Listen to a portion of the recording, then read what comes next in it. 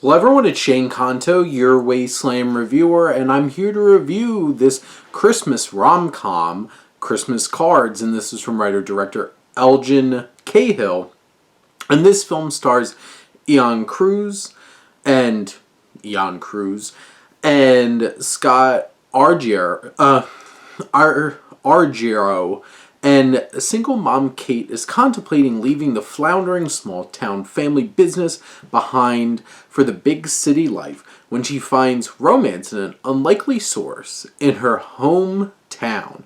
And this film is certainly one of those types of holiday rom-coms that really leans into the season and hits on a lot of those specific tropes of romantic comedies.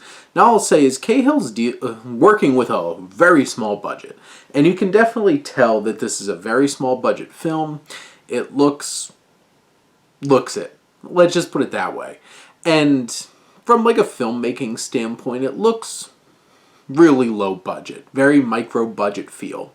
And you could also tell that there's a lot of amateur actors in this film because a lot of the acting feels very clunky and not very authentic or genuine, and it feels like they're acting.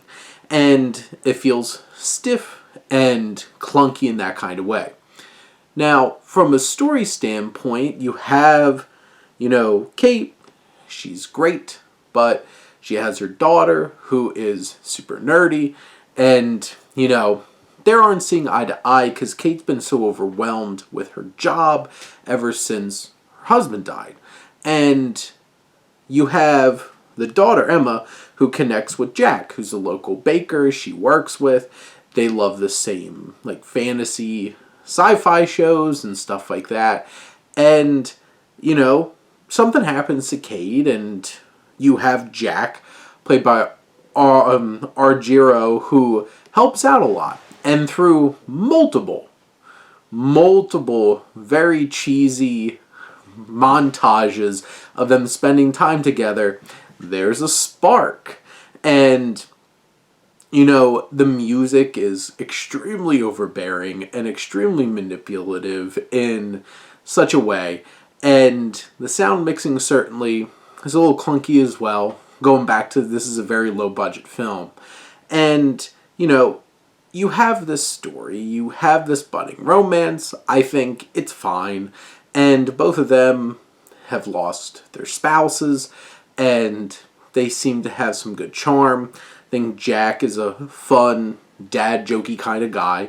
Kate is very resourceful and very successful and intelligent, and Emma is too, and a lot of fun. And you have some fun players who fill out the rest of the staff of this family business, and the characters are worthwhile.